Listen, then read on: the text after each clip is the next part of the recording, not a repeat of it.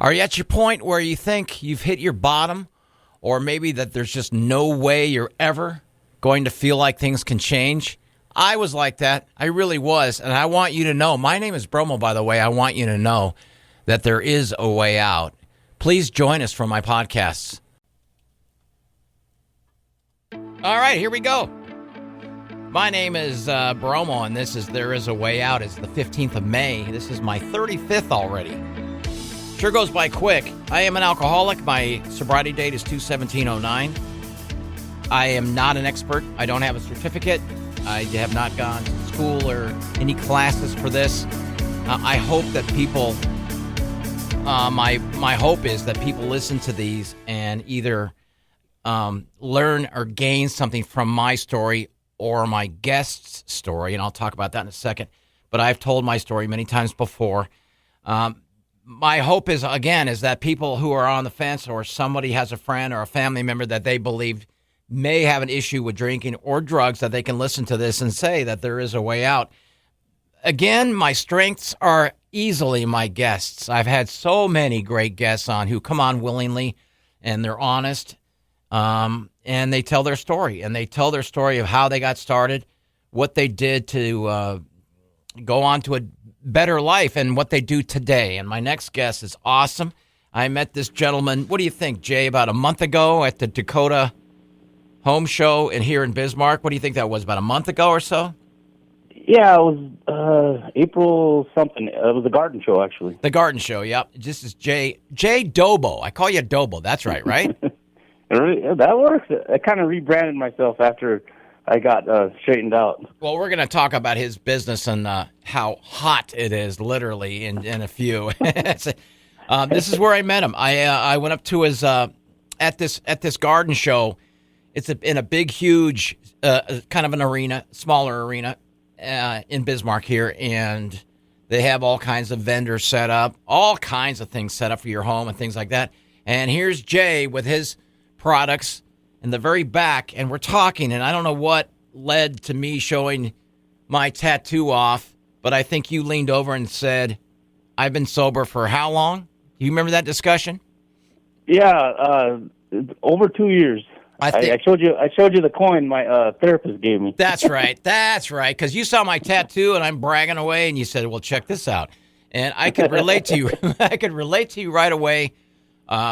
I have all my tokens at home on a big, huge keychain, and I'm proud of every single one of them, as well you are. I saw this beaming look on his face, and I asked you a few questions, and I really loved how warm and friendly you were, and how proud of yourself you are of that token.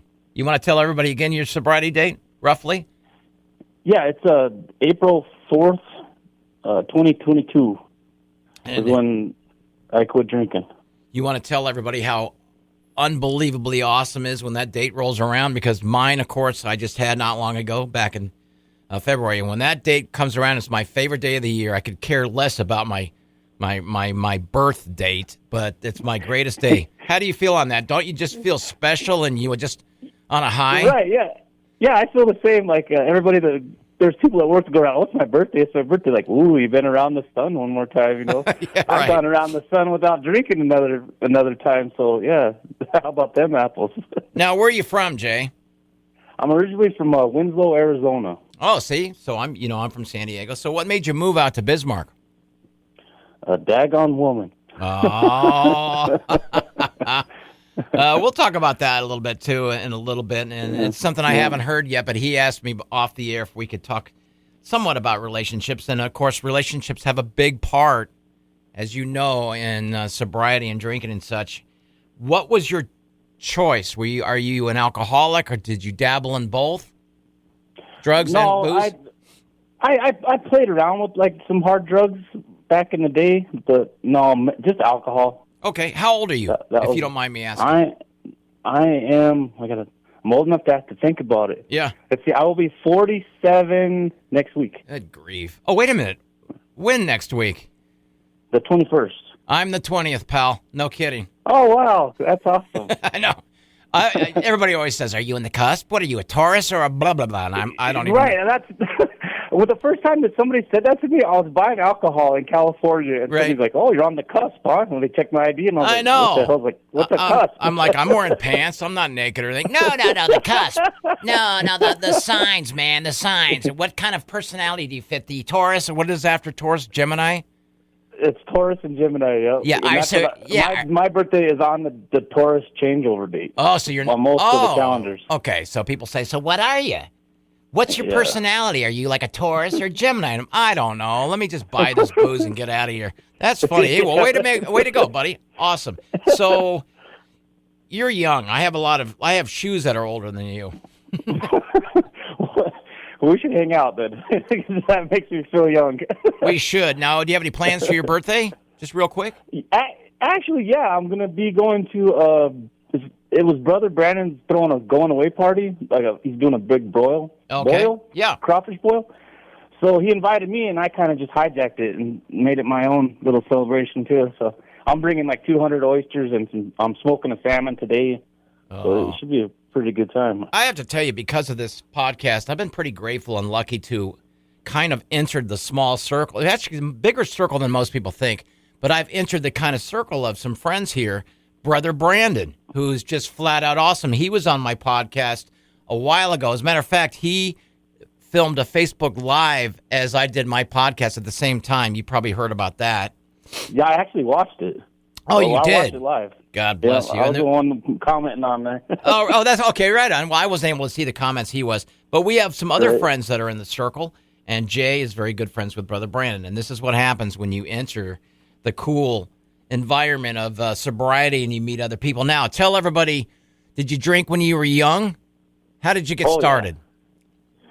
See, my biological father was an alcoholic, and he committed suicide while he was doing drugs and whatnot.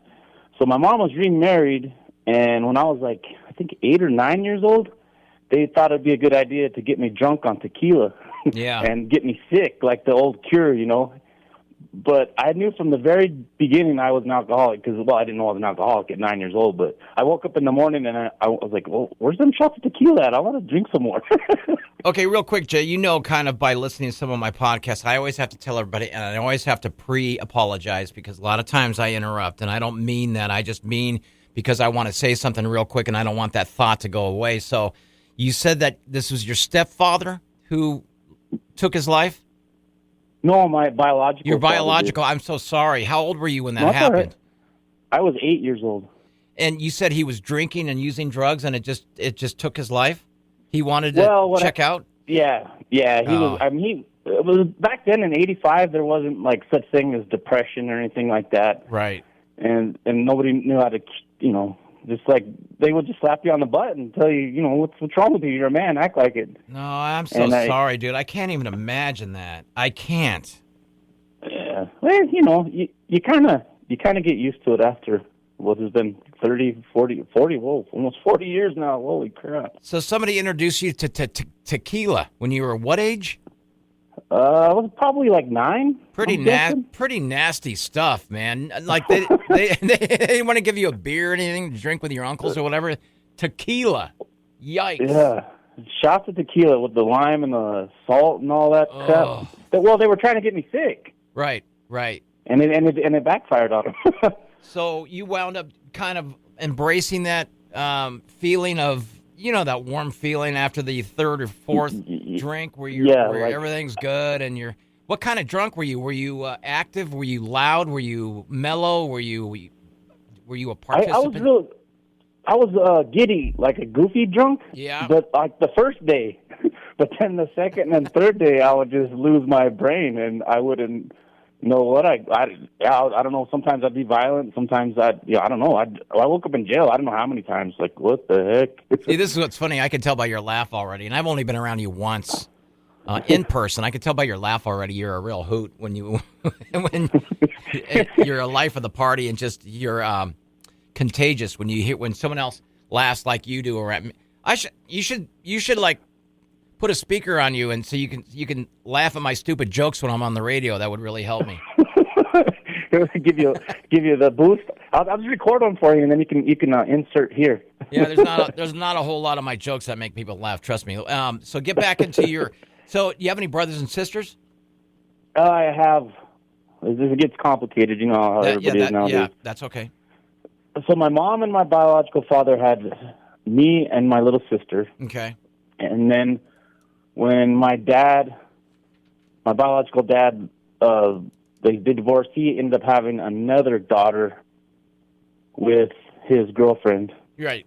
And then when my mom remarried, I was adopted, and then I was adopted into my stepdad had 2 sons and 2 daughters. Okay. So it's where kinda... you lived most of your childhood, did you live in a pretty stable house with other kids around?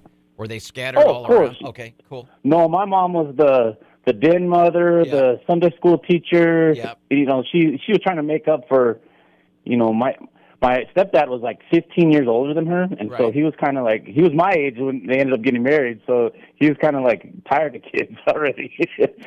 So he didn't want to really have much to do with me. So when you were in high school, did your parents drink around you? Were they still active in that? No. My dad, Calvin, he's just my dad. Yeah. And anyway, he would have a 6-pack in the fridge till I'd take it. Oh. You know what? I was just talking about somebody today, and trying to describe what a normie is. And you know what a normie is. You just described it. A normie is somebody, you go over to their house and you say, Jesus, this 6-pack has been in there, since Thanksgiving. And it's still there. Exactly. There ain't no way that would be around. That you couldn't even see the bottle caps around. Well, see, what I used to do to try to time myself out, because there's only 2 places in Hebron that you can buy booze. Yeah. And that's at the bars. Okay. So what I would do is I would wait till about 10 o'clock at night, and then I'd buy myself an 18-pack. And then I knew by the time I got done with that 18-pack, the bars would be closed, and then I wouldn't be able to go get more. And this is where? That was how Hebron? In Hebron, yes. I've never.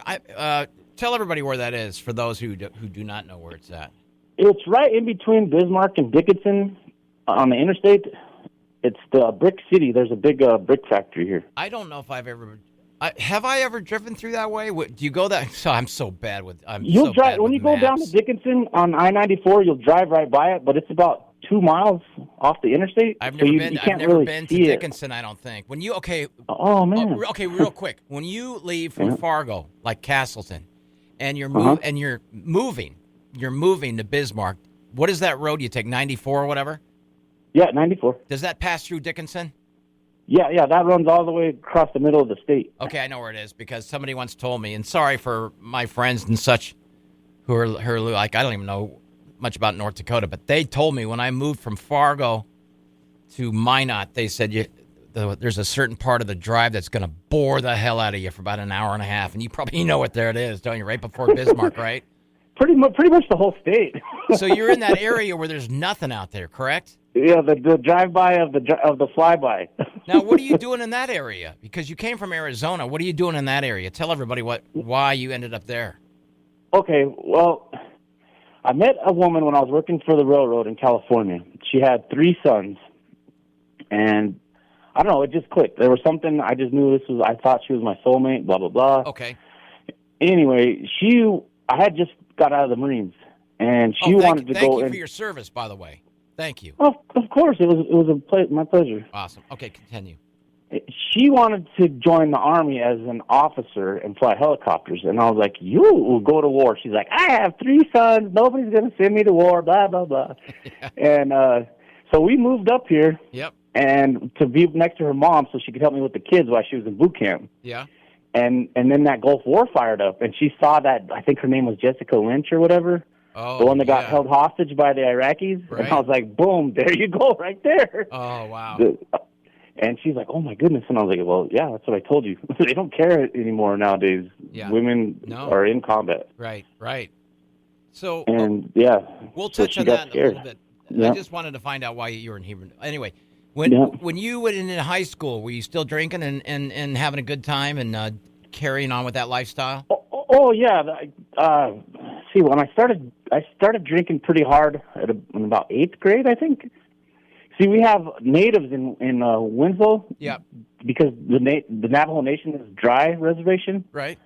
So we have a bunch of natives that'll come to town and they'll just start drinking, and then they'll just hang out at like the gas stations and stuff like that.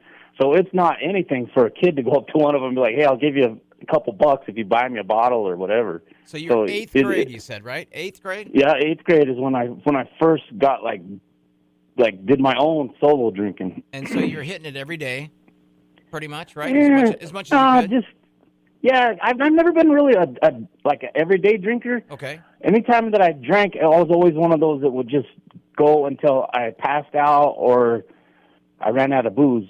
And sometimes I would last like 2-3 days. Okay. Did you ever get in trouble? And then I would... Seriously in trouble? Always in trouble. What lots. For? Underage drinking or what? And when I was a kid, let me see. I got arrested for theft and minor consumption when I was a kid. Okay. Because there was this girl that worked at the gas station, and she would just let me act like I was paying for it for the camera and then leave. So she was going to get in trouble, so she said, "Oh, it's Jason Parsons. He lives right over." Like, oh my goodness. She ratted you out. She ratted me out. So did you have to do jail time? I mean, you went in for a little bit or what? Well, I was underage, and I was living on my own, actually, because I had run away. I had my own apartment. Holy moly. How old were you when you had your own apartment? 17. I was right on the cusp there, turning 18. How did you make money enough to pay rent and have your own apartment? Pretty impressive. My mother was actually gracious enough. I had a job at Taco Bell, but my mother was actually gracious enough to give me my Social Security checks from my father. Oh, okay. Well, right on. So you lived on your own. Did you find that lonely, or were you having a ball? Were you having a blast? I was having a blast. Yeah, I had my buddy that graduated a couple years before me. He was my roommate. Yep. So yeah, we just had a good old time. But then when I got arrested, the cops they thought I was 18. They were going to put me in the clink, and then they're like, "Oh, we got to call your dad." I was like, "Oh, I'd rather go to jail." Oh yeah. Yeah, so my dad had to come bail me out, and that was the end of the last 2 months before I went to boot camp. I was back at the house. So what was boot camp life? Was it tough? Was it as hard as you thought? You know what?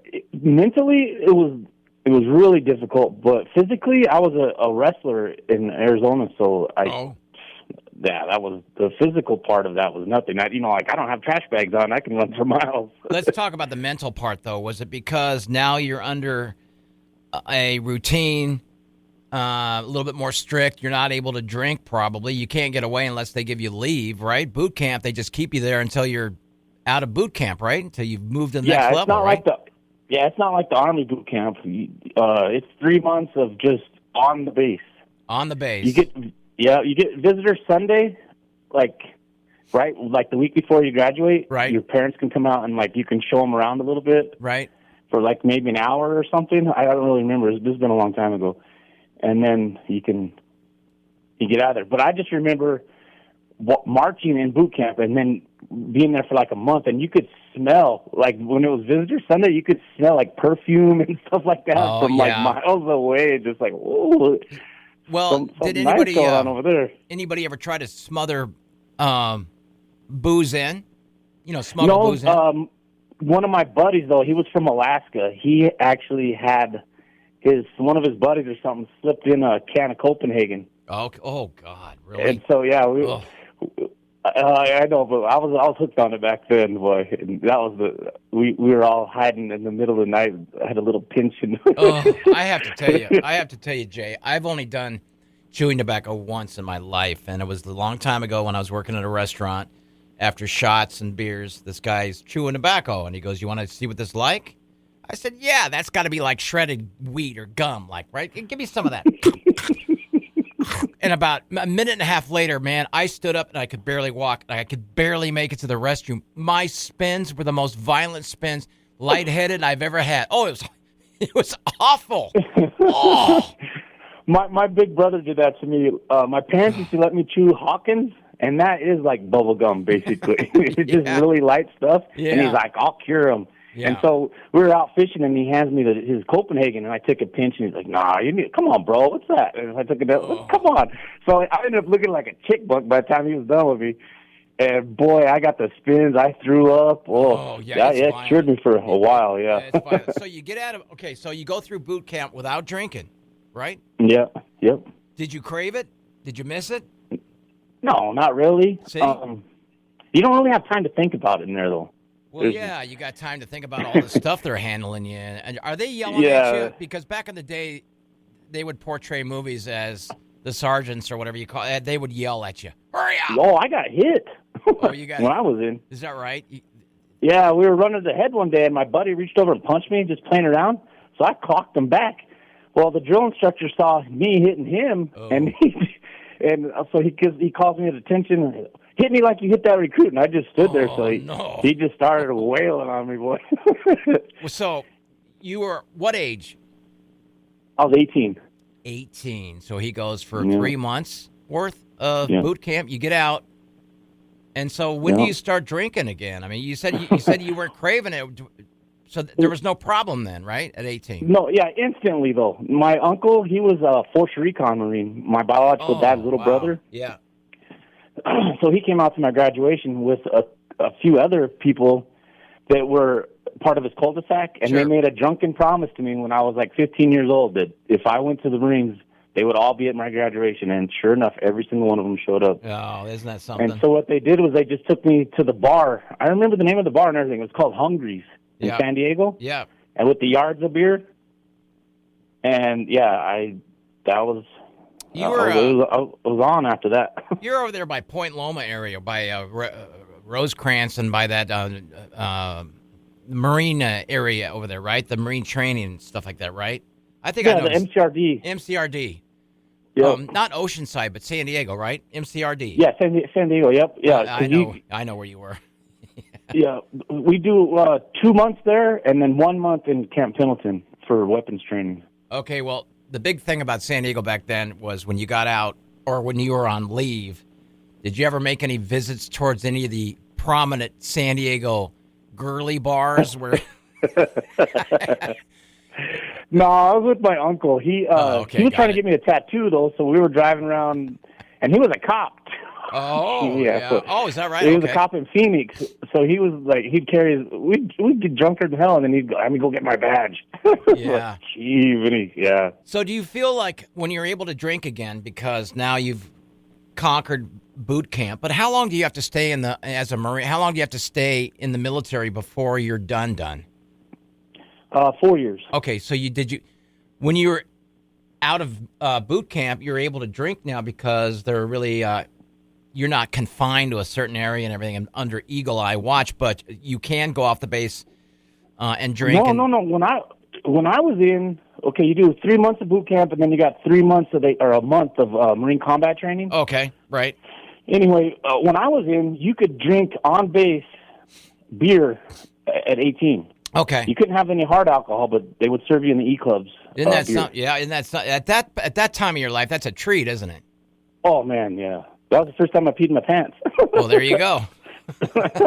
I mean, you're working your rear end off. You're getting strong. You're under supervision constantly, but now you can drink a beer at the age of 18.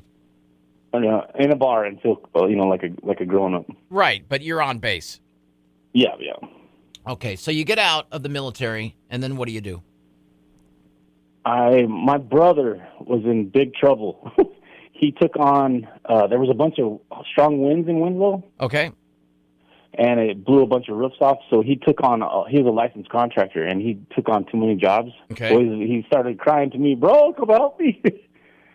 So I helped him for about, 6-7 months. We busted out all those roofs. Did you know what to do? I mean, did he train you, or are you just? Well, I grew up doing that stuff. Oh, you and I are so not alike. You and I are so not alike. You could put a hammer in my hand and say, "Hey, Bromo, take that hubcap off," or whatever, and I'd find some way to cause some sort of catastrophe by hitting my hand or something. I was not inclined at all with any kind of that stuff. But you went out and helped with all the roofs and everything, right? Yeah. Wow. Yeah, we just went to whoever would yell at us the loudest, we better get over that. Yeah, to Miss so-and-so's house, because, she's been bothering me pretty good. So we got to where we did a whole roof before lunch one day.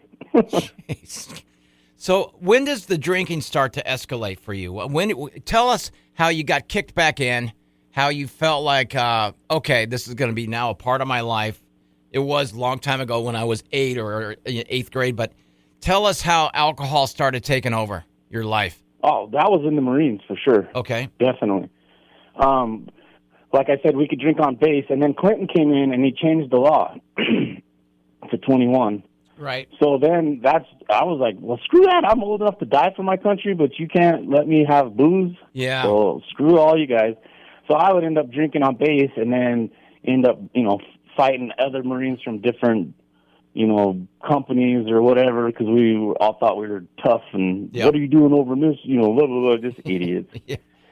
And so the first time I actually was sent to treatment was in, what is that, Point Loma, I think? San Diego, the Navy base there? Yep. That's what I was saying before. But I have a quick question. But you said that the ages were changed to 21. How were you able to sneak in and drink? Were you able to? You just were able to? No, the barracks were kind of like a frat house, pretty much. Okay. The guard, the duty, he couldn't control. Especially me. They'd try, but yeah. Yeah, you are a pretty big guy. I remember you meeting you. But so, how did it turn that somebody suggested, well, maybe we got to put you in a treatment? I mean, that had to be some turn of events that were not good. Yeah, like I said, I got in trouble for, we all got in a big brawl one day, and all of us got arrested, and then I was in the drunk tank, and the MPs were whacking me with their flashlights and stuff, and so I finally calmed down, and I saw the sergeant major, and I hey, Sergeant Major, why are you letting these Marines whoop up on me? And he's like, you're drunk and underage. Who are they going to believe, you or me? And oh my gosh, I started going crazy again. Yeah. Did any of them did any of them question you and say, hey man, maybe,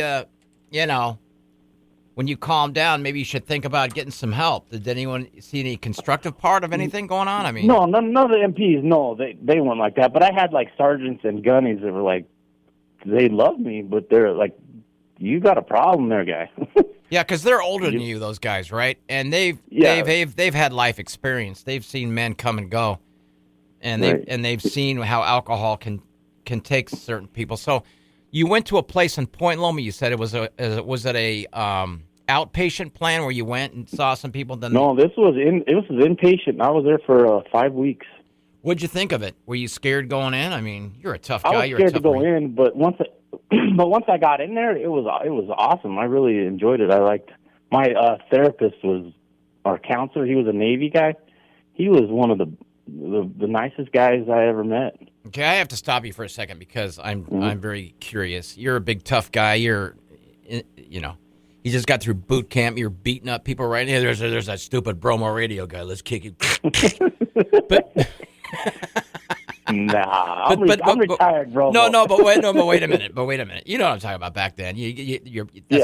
Tough guy thing. And then you get sent. You're told you're going to go to a treatment place for 5 weeks. Why did that scare you? Just the fear of the unknown, I suppose. What are they going to do to me? No, I was in the hospital for 4 weeks, and then they had this thing that was called Credo.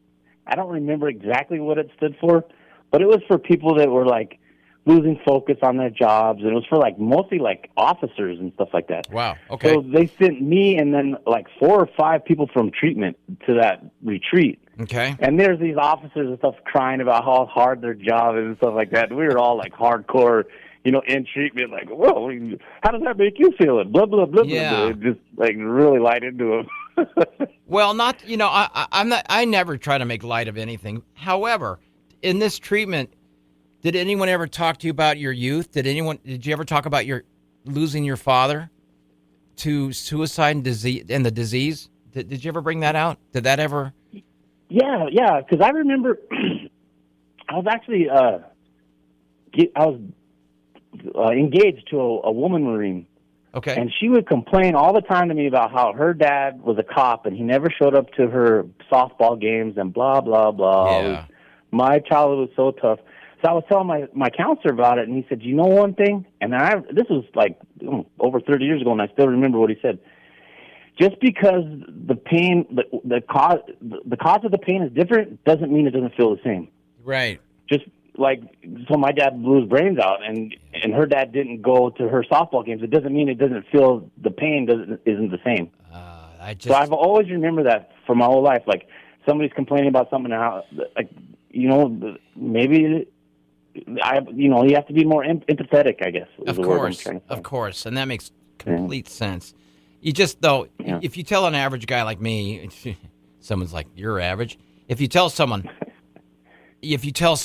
that same thing that you just said, first of all, I can't imagine the horrors of losing a father like that. And you just said blowing his brains out, and to me, that's the most descriptive thing that it's shocking to me. And you're so open and so friendly and so matter of fact that I know that you've been through through hell. And then for what you to say about what that gal was telling you about how her father never went to dances or anything that she was involved in, it really is kind of just as sorrowful. She had a father. Yeah. She had a father who was not a father to her. And I just, there's so many stories like what you just said was perfect just a second ago. Going through empathy for people who are still just going through pain. So I applaud you for being honest on that, and I hope I didn't bring any pain out by asking you this, by asking you that question. Now, when you're, go ahead. Sorry. No, you go ahead. Well, it was finally like 2 years ago. I started trauma therapy. Oh, okay. And that was the first time that I've ever been to any kind of therapist over this whole thing. Wow. And so that's like, I thought I had daddy issues, but getting to talk to my therapist and everything, that's why I wanted to bring up relationships. It was like, because being married to a narcissist is nothing compared, or having your father commit suicide and all that, is nothing compared to being married to somebody that you cannot please or cannot ever do anything right. And we're going to talk about that. The root of all the problems. Yeah, we're going to talk about that in just a second, because I can only imagine what you're just alluding to is no matter what you do, no matter how you do it, there's no pleasing that person. Am I right or am I wrong? No. Exactly. And so I see a bunch of posts on Facebook all the time talking about guys that are narcissists. Yeah. And that's why I wanted to bring it up, because there's guys out there that are just like in my situation, that are like, 6'3", 250 pounds, and then they're being dominated when they go home. Their women are taking their masculinity away, and it's really sad, and that's why there's no word out there for these guys, and that's why I wanted to, I'll tell you what it is right here, Jay. I'll tell you what it is. You take one of those tough guy or woman, 6'4", 6'5" bodybuilder. Hey, come over here. I got some hot sauce I want you to try, and you just sit there and try it without tearing up in your eyes, because damn it, this hot sauce is mine. Does that mean that? Jay's got... exactly. I love that's the best thing in the world. These big old tough guys come up to my table and they're like, "Oh, I love hot sauce." They're like, "Okay, here, try it." Then to watch them, like, their eyes water and then they're doing the mouth breathing thing. That's just one of my favorites. Yeah, we're going to break that down in just a minute, folks, on what that meant. That last 30 seconds meant. But let's go back to the recovery place you're at. So you're in there for 5 weeks. And during the day, are you guys doing classes? Are you going through the steps? Are you talking to counselors, things like that? Yep, we were doing all that. And then there was an old retired Navy guy there, Joe. I remember his name and everything. He was like old crackhead from San Diego. And he was in there. And he's the one that taught me that you got to fake it till you make it. Oh, yeah. Oh, yeah. Yeah. I don't know if you're like me in the beginning when I was going through my recovery place and where I lived and such. If I heard one of those old timers speak, man, I tuned out. I mean, were you into trying to get? Let's just put it this way: mentally, did you want to quit drinking? Were you telling yourself, "Hey, I got to listen to what all these people say," or did you want none of that? Because I wanted none of that. No, I did. I wanted to, as I knew it wasn't good for me. Yeah. And I didn't want to. And then once I got out of treatment, everybody thought that I was going there just for BS, and they had a kegger in my room when I got back. I know, it's so funny. It's so funny. And then I was like, no, I'm not. No, I'm quitting drinking, guys. I can't. I'm not doing it. Yeah, my dad used to say, "How long do you have to keep going to these classes you're going to?" Dad, they're meetings. Well, I mean, can't you just take a pill and then you're done? I mean, can't you? Haven't you graduated yet? No, Dad. I by the way, I I tell myself, because I want to, and it's part of my lifestyle now, that I will go to these the rest of my life. Well, you don't need to, do you? I mean, can you drink like non-alcoholic beer? Which is usually the question that normies will ask. They say, can you drink a non-alcoholic beer? For some people, they can, but for me, I can't. And I'll tell you why in just a few. It's too close to the real thing, and I don't want to tempt myself. But anyway, it's funny what you said, because some people, they take it, they're very proud of you when you get out, and they think that you've recovered. They think you've gotten to this place, you're over or whatever you went in there for the first place, and now you're good, and now you could probably have a beer or two and drink like a gentleman. Do you ever get that attitude from people, Jay? Oh, of course. Yeah. So you got out, and where did you go from there? I went back to my base. I was engaged to a woman Marine. We ended up getting married because I had orders to Okinawa. So I got orders. And so if you were married, sometimes you can get what they call an accompanied tour, right, where your wife can come with you. Well, they denied my accompanied tour. Why? Because I only had a year left, and they wanted me to re-up for another 2 to put us on a 3-year hitch, and I was not having that. So you had to drift away from your significant other? The wife was left in Santee. That was when we took over Myanmar. Wow.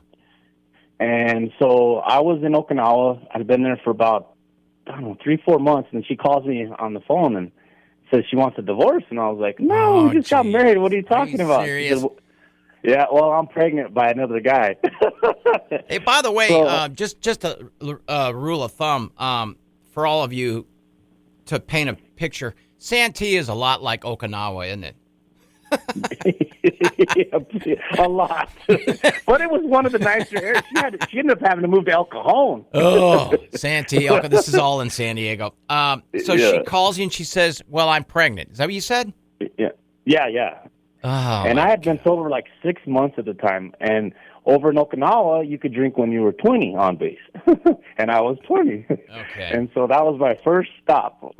I went to the ATM, took out max withdrawal, and went to the bar. But I thought that you wanted to try to stay sober, but that pretty much went out the window, huh? Out the window. I thought my life was over, but my wife was pregnant by another guy, and it was an excuse to start drinking again. There you go. But that's a pretty good excuse, don't you think? I mean, yeah. I mean, relationships, and that is why they say, and you've heard it many times before too, they often recommend in your first year of sobriety that you try to stay away from them. And of course that was very easy for me because I don't attract any women. Heck, I've been 15 years sober. Do you think I can find somebody? No, not yet, Bromo. We suggest you stay. We suggest you find someone when you're 20 years sober. Why is that? Because first of all, you don't attract any women. That's why. Oh, okay.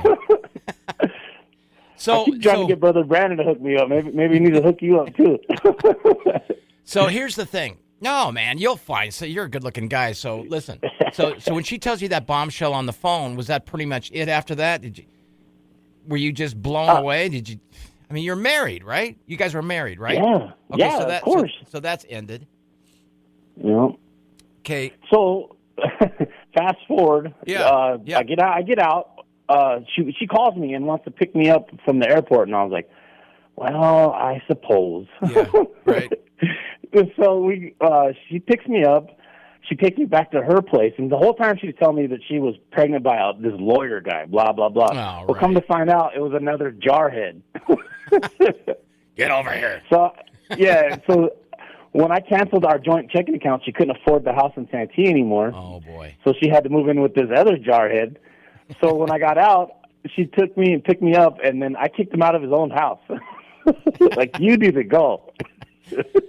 Jarhead. That name always makes me laugh. Jarhead. Right? Well, yeah, I'm sure you know enough of us. It makes good sense. No, I don't have a military background, but I was taught by my parents. You'll love this. Anytime I see a man or woman in a uniform, to this day, I'll stop my car and put it on the side of the road and go over and say, listen, thank you for your service. Thank you for what you do for us. My mom, when she was alive, she'd go up and say, can I have a hug? And, that's so awesome. And one time she goes up, and I was with her in a Starbucks, and she sees this guy in uniform, and she walks up and goes, "Listen, thank you for your service. Can I have a hug? Thank you for what you do for us." And he goes, "Well, I'm a mailman, but sure, go ahead."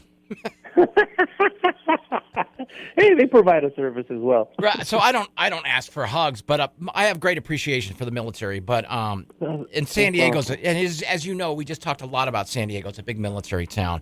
But so you take over the house, kind of accelerate into the point where alcohol started to run your life, because you had gone through that treatment center, and while you were through that, you were motivated to stay sober. In a nutshell, you got out. People tried to woo you with a quick beer or two or a keg or whatever, which is understandable. But you started drinking again because you had your heart broken, which is also understandable. But tell us how the drinking really became a force in your life and became really destructive. Just all those years, I just would drink. I think whenever we moved to North Dakota, okay, that's when I started getting into trouble, because it seemed like the cops here are kind of bored. Right. Well, and you move to a little small town and you act like an idiot. And what's small? So Hebron, right? Get you. You're in Hebron, right? So did you ever have a DUI or anything like that? Yes, I you got did. Okay. I was with my son one day, and we were both out booze cruising. Oh. And I didn't want him to get in trouble, so Right. So I started driving. I have never been arrested, but when you got pulled over, were you pretty sure that you were going to be taken away? That you I threw the because we were going down a dirt road, and I guess the cop had been following me for a long time. I didn't know. Yeah, I'm sure. Because Yeah. of the dusty roads. Yeah. So I pulled over real quick and threw the keys in the back. Like, what are you talking about? I've been sitting here the whole time. Yeah. We're going to watch the sunset. Well, it's 1 o'clock in the afternoon. Well, you know.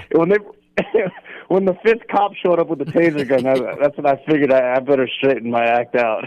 All right, you got me. So, but Jay, when did you wake up, or when did you realize that there's a point in so many alcoholics or drug addicts, there's a point where you hit rock bottom, and you know that phrase, rock bottom. Mm-hmm.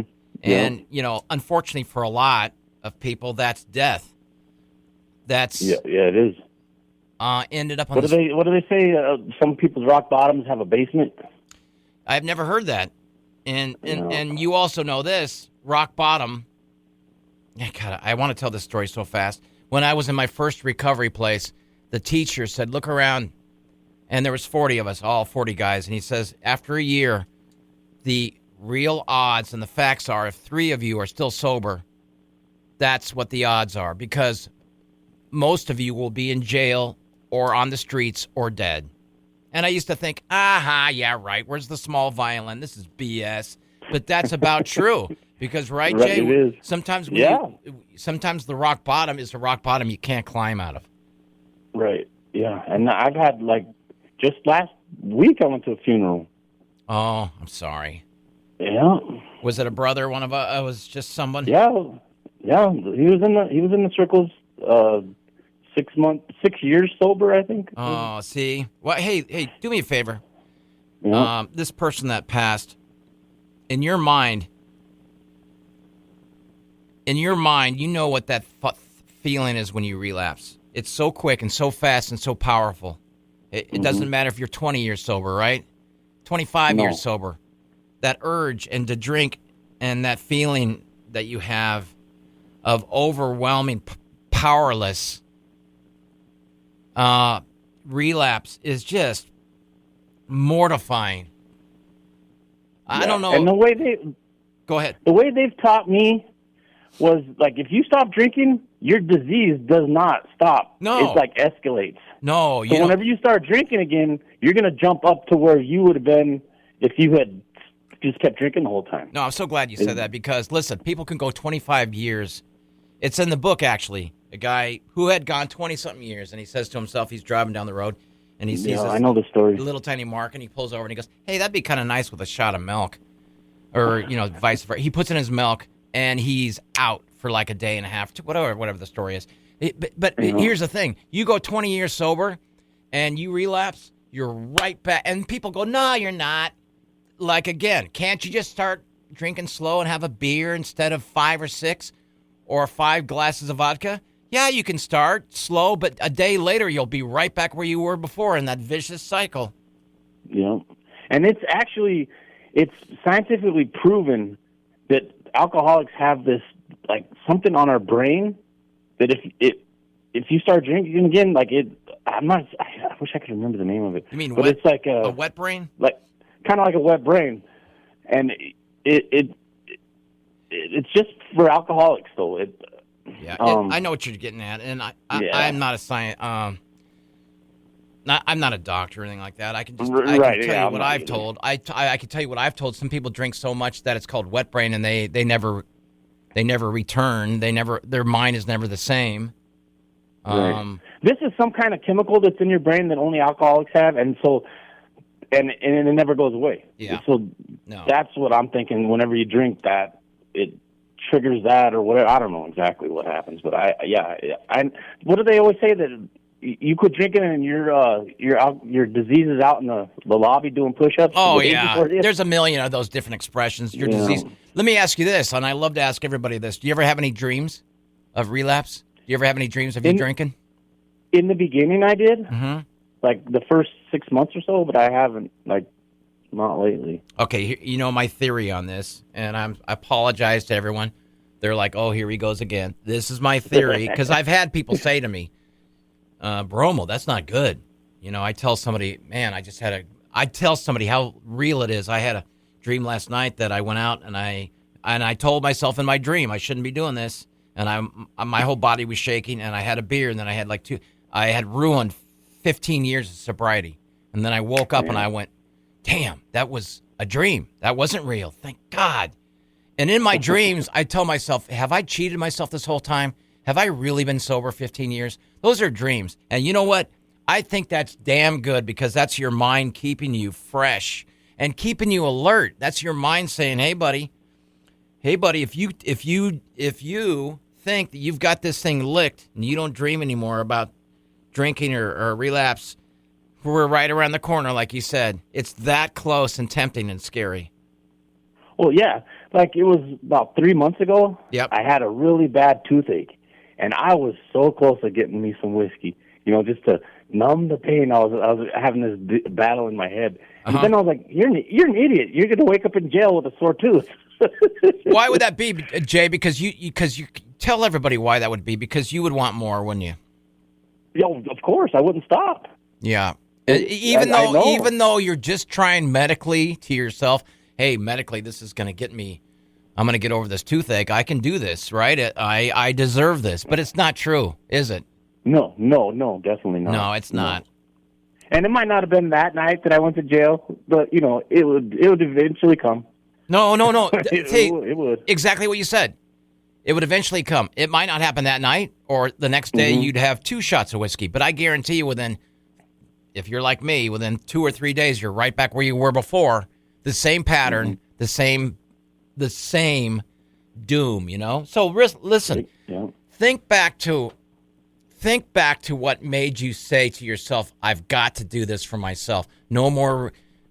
Look, I deserve another chance. Think back to when that was and tell us what that was like.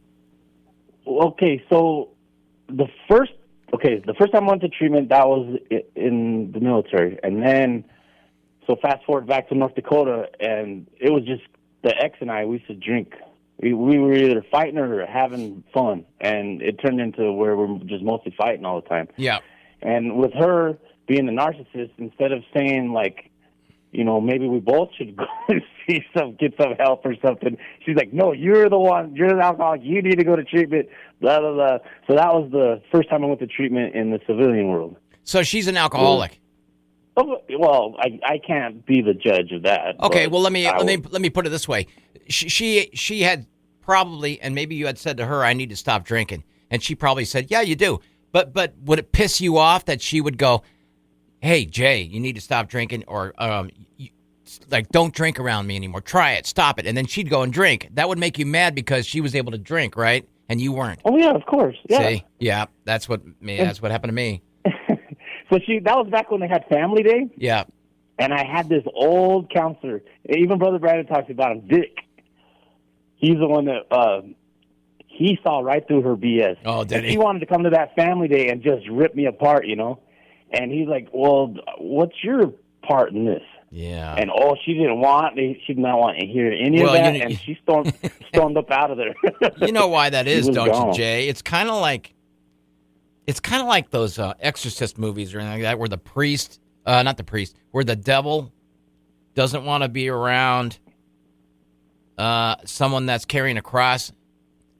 And I'm being a little elaborate here. I'm being a little bit too emotional. But what I'm talking about is those people who have had life experience and have been sober for a long, long time, and here comes this person coming along who starts spewing out this and this and this and that and lying about their drink, and they can see right through them. Yeah, of course.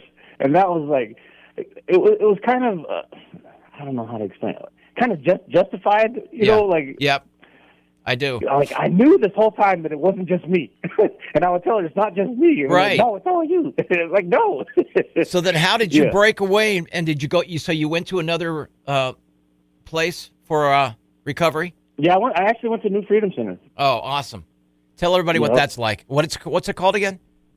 New Freedom Center. New Freedom Center, okay. Where's this at? Yep. It's in Bismarck. New Freedom Center. How come I never... Yeah, Josh Olson runs it. That's where Brother Brandon went. Okay. And he has the, what are those, Tied for Second sober living homes as well. Oh, got it. Okay, how long were you there for? I went to New Freedom actually 3 times total. No, but, 3 different... Time, okay, then you relapsed. Okay, got it. Yeah. And then the ex, I came back, and she was on those bath salts. Yeah. Oh, jeez. And she was like blaming me for bugs in the bed and all. Oh, boy. Oh gosh! I was like 90 days sober, and I was like, nope. No. And I that's when I used to work for Fisher, so we would work out of different towns all the time. So I'm like, I'm just going to go to work. And so I went to work and got a motel the night before and got myself a bottle and just went to town again, like justifying my drinking by blaming, I'm married to a psychopath. So each time you relapsed, Jay, a big part of it was your frustrations with was this your wife or girlfriend? Yeah, she was my wife. Wife, okay. I got remarried again to that woman in California. Okay, so this frustrating part with her, in your mind, drove you to drink. So you had been to this recovery place. So when you got there again for the 3rd time, did anybody come up? Did anybody come up to you and say, "Hey, what makes us think that you're ready this time to surrender"? Did anyone ever say that to you? Because you'd been back. No. Nobody said that. They welcomed me back with open arms. There was actually somebody there. I guess I better not go there with that. No, that's okay. You don't have to. Here's what I'm asking. Here's what I'm saying. Yeah. What I was trying to say is, I'm not trying to say they were sarcastic or anything, but I had a counselor. Oh. I had the same kind of thing, Jay, where I had an outpatient thing, and I relapsed. And when I was on my run for 3 or 4 days or whatever it was, I had to go back and go to, what is it when you got to go to the hospital to detox? I went to detox, got sent back to the same outpatient thing. My counselor says, well, what makes me think you're ready this time? Because the first time I obviously wasn't. So my question to you was, did anyone say to you in your times there in and out, did anyone ever pull you to the side and say, hey, how are you feeling now? Are you ready? Are you ready to surrender 100%? That's what I was trying to say. Yeah, nobody. I kind of did that to myself, I think, actually, because the 2 times before, I never got a sponsor. Right. And this time that I went, I was like, the very first meeting. Yeah. And that's how much things have changed in Bismarck too, though. Okay. Was at the meeting I went to, they're like, and if anybody's willing to sponsor, raise your hand. And that was the first time I'd ever seen that before, and so it made it so much easier for me. Oh, sure. And I went up to the first gray-haired guy I saw, like, he got to be a little sober longer than me, but Yeah, you know what? It's and I've said this before. Finding a sponsor is so personal. You can go through 1, you can go through 3 or 4 until you find the right one, and that is your own personal right, because you have to be so comfortable with that sponsor. And when you started doing the steps, did you start realizing there is a way out? If I rip off my title, did you start seeing the wonders of the steps? Absolutely, yes. And then I actually got rid of that sponsor, and then I got one that was part of the Knights of North Dakota, Modag Knights. Yep. And so I saw that, and I wanted to be part of that. Yeah. You know what? Also, another of my favorite questions that I'll ask you, and I remember this clear as a bell, and it's one of my favorite memories, is I remember the day that I thought to myself, you know what? And someone pointed out to me, by the way, someone said to me, it appears to me that the obsession has been lifted on you. And I said, really? And he goes, yeah, you haven't talked about drinking or thought about it all day long in our conversation and the last couple days, and it appears to me the obsession has been lifted on you. And I said to myself, this is the greatest feeling in the world. I don't feel compelled, or I don't feel that haunt and that urge to go and think about even trying to drink. Do you remember that level you got to where you said you were so comfortable with yourself being sober? Yeah, and I think, you know what, the major part of that is the sponsor that I got the second time. He made me get on my knees. Yep. And he suggested that I do it every morning. That's right. Then do the third step prayer, and that's what I don't think I missed maybe 1 or 2 days of praying. Oh, we did the third step in the last 2 years. Yep. God, I offer myself to thee to build with me and to do with me as thou wilt. Relieve me the bondage of self, that I may better do thy will. Take away my difficulties, that victory over them may bear witness to those that I would help of thy power, thy love, and thy way of life. Isn't that something? That is the greatest. Yeah, we said that all the time. I love that one. Yeah, and mine favorite too. And now that you've been sober for over 2 years, since April, I am sure that you've run across people that you see that are new, that are just new into the program, just off the streets, whatever. Someone that's been brought to a meeting for the first time. When you see that in a man or a woman, how much of yourself do you see, and do you just, what kind of feeling is that to you when you see that now? When you see a newcomer? Yeah, it keeps you. It keeps it fresh in your head. It really does. Yeah, it does. Does it bring back and 2 years not drinking is nothing really, but it is. Yeah, when you see somebody that never say that. Came from never say that, Jay. Never. Right. You and I both know. When you see somebody that's just coming off the streets, you're like, oh yeah. Well, you can relate. I mean, you know that feeling, right? That loneliness and that despair. And listen, don't ever slight yourself for what you have. Because remember, every day is a gift. It is. It is, and you have to be on, prepared for battle, all these dramatic things, but it's so true. You have to understand how easily it is to relapse. So you could be in the worst mood, you could be in the greatest mood. You could have just won the lottery and someone says, "Hey, let's take a shot real quick. Come on, Jay. You've got this. You've gone over 2 years without drinking. You're not going to fall overboard on this." It doesn't matter. The thing is that you will, because your mind says, don't. But but then I won't, because I don't have friends like that. Right. No, that's a good thing. And we haven't talked about this. Now, let's talk about real quick, that you had said you would talk about. It is true. When you're with the wrong person, when you're with someone that's a narcissist, when you're with somebody that you cannot please, and I'm not a psychiatrist at all, but I've had some things like this happen, it's got to be a tough thing to pull yourself out of because you care about that person, but there's nothing else you could do to make that person happy, right? Right, and like my therapist told me, she said, there is no cure for a narcissist. Even if they go to therapy, like she said, I can't even cure it. It's like, there's like something different in their brain. They're wired different, and there's no, if you're the scapegoat of their problems, you will be their scapegoat until the day that you die. Or the day that they die. I think you're a wonderful guy for being so open and honest, because what you're doing with me is you're being kind of therapeutic. I am not a counselor by any means, and you know that. And you're talking to me like a fellow bro, that knows what it's like to be sober. When you talk to your therapist, and you don't have to tell me anything because it is a guarded issue. It's a private thing. But do you ever talk about your drinking with her or him? Oh yeah, yeah. Of course. That was. I was. What's the word? Suggested to go there by the New Freedom Center. Okay, good. The okay, lady good. that runs Oh, it was a absolutely. nurse, and so she knows this lady, and she is just the best. She's one of the best trauma therapists out there. I do that. I used to. We haven't really done a session lately. We just pretty much talk now. But when I first started, I was doing that EMDR. Yeah. Where you hold those paddles. Yeah. And they vibrate left and right, and it kind of. My therapist calls it voodoo therapy. Right. But it does. Like, there's these past traumas that I've gone through, and, like, I can think about it now, and it just doesn't affect me the same way that it used to. Right. Like, I know my father's suicide had something, to do with my drinking as well. Oh, because yeah. I have a friend they'd come over and say, man, you need to go to a therapist, because anytime that I talk to you about he used to be like my bishop.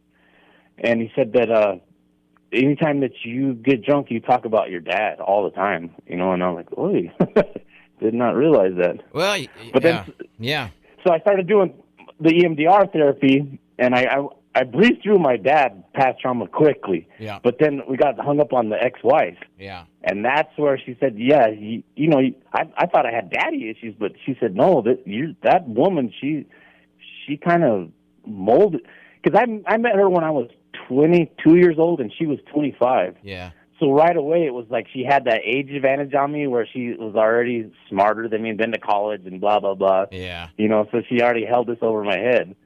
And so I was always trying to please her, always. And I helped raise her 3 sons, and then we ended up having 3 daughters together. Yeah. And so I was always constantly changing. You can't take that lightly. Look, she did a lot of damage on you, and, you still care about her, don't you? Of course, yeah. Of course. But, like, I just ran into her the first time in, like, 2 years last week. Okay. And I'm trying to get my stuff back because I needed a saw. Like, I got rewarded all my tools in the divorce. Right.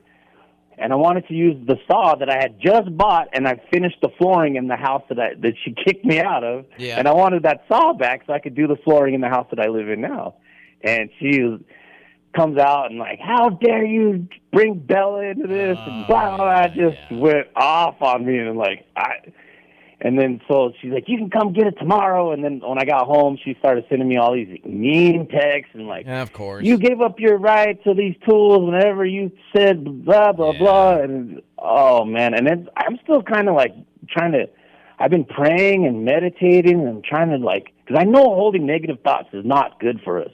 Yeah. Because it brings more of what we don't want. So I've been trying to just let it go and let it go. And it's just it's in the back of my head this whole time. Well, it sounds to me like you're moving forward and you're working on it. And you know what? Stay strong, Jay, with your sobriety. And that sounds to me like you're doing a great job. What are you doing these days? You go to you go hang with Brother Brandon.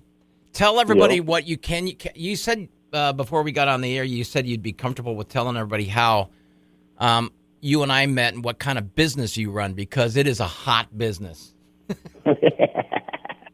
Yeah, so my son and I, we used to do survivor challenges on YouTube where we'll take a fishing pole, a water filter, and a sleeping bag and go live off the land for a few days. Good grief. You would never, ever catch me doing that. Yeah. So what was it? The first year I put some garlic and pepper and salt in a little jar for the fish that we catch. Okay. And so the second year I was like, man, I'm from Arizona, so I like a little heat. So I'm like, I kind of started cruising the internet, and I found this thing called a Dobo seasoning. I was like, ooh, that sounds kind of good. So what I did was I took a generic adobo recipe, and I added some Carolina Reaper to it to kick it up a little bit, and then I added more garlic because I like that, and I added a little bit more cumin, just things that I like, and I added, and we took it out fishing. It was really good on fish, and so my son was like, Dad, you need to sell this stuff. Yeah. I'm like, nah. So I started taking it to work with me, and everybody, oh man, this stuff's so good. You need to sell this stuff. Yeah. It's like, oh, whatever. Yeah. So I went to, I took it to a farmer's market one day. And I totally bombed. I think I sold 8 jars, and I was just totally discouraged. Oh my goodness. Yeah. So I think that was before I went back to treatment. Okay. So the whole time I'm in treatment, I'm like, maybe I should do something with this business and, just try to do that over. And so I was bouncing it off the group, and they're like, oh, yeah, you should do that. You should do that. Yeah. So that was when I got out of treatment. I could have went back to the brickyard, and I was like, no, I don't want to have anything to do with that negativity. I'm just going to see if I can make it. Right. And, because I got nothing to lose. I've already lost everything, basically. Yeah. And so I went to the Gateway Mall one day, and I ran into this nice old lady. She just passed away a couple weeks ago, but anyway, Connie. And she said, okay, so they're having a swap meet at the Sears building. Do not pay for that. She said, here's Andrew's number for the manager of the Gateway Mall. You call him. You can sit right outside that Sears building and sell to everybody turning around, wanting to pay the cover charge to go in there. Yeah. And sure enough, I think I sold 40, 50 jars, and I was so happy.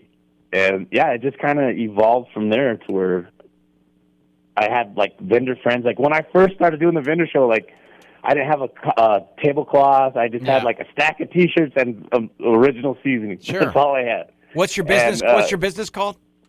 It's called J Dobo. J Dobo, Dobo, correct? Yes, sir. JAYDOBO. Can people find you on the internet? Yeah, jdobo.com. jdobo.com, and they can see the product. Of course, yeah, and they can order it. If they go onto my Facebook page, JDouble Co., they can find recipes and everything to go with it. Yeah, I'm telling you, I was watching people walk over, and then I watched people as I walked away with that little sample you gave me, and someone said, "Oh, you should try the blah, blah, blah, blah." And I'm like, "Oh, yeah, I should." Oh my God, it's so good. And that's how these things work. It's word of mouth. That's the most powerful thing. It sure is. I get that all the time. My buddy told me I got to come try your crackers, and the whole cracker thing just a fluke by accident, because I was at the Gateway Mall when I did the farmer's market. I'd be outside grilling chicken and stuff like that. Oh God! So when I went in the mall, I was like, how do I I was pouring it in little cups and letting people stick their finger in there. I got to come up with something better than this, And I just happened to stumble across this cracker recipe, and I was like, that sounds like everything that's in my seasoning. Maybe I'll just put my seasoning and see how it goes. And it's those crackers have been a game changer, I tell you. Well, I'll tell you, you could put this on anything, except maybe your 2-year token that he has in his pocket. Don't put it on that. You carry that with you wherever you go, don't you? Of course, yeah. And then if I get thirsty, I was told to put it in my mouth, and if it dissolves, then I can have a drink. Oh, really? I have never heard that. That's funny. Listen, how proud are you of that token and the symbol that it means a lot, doesn't it? It sure does. Yeah. That's your way of life now, and you should be proud of yourself. And I know that there's issues that you're going through and this and that, and you're seeing people. But as you gather and go through life, you've got new friends now with Brother Brandon and myself and other people that know the struggles you've been through, and we all go through. And look how your life is now. It's got to be so rewarding. It is. It's the promises or whatever. Yeah, it's just all a gift. It is. That's all I can say. Go ahead. And I think the most important part of the whole, going into meetings and stuff like that was finding my spirituality. Oh, of course. And to me, replacing that booze, that empty feeling with, my higher power is just absolutely.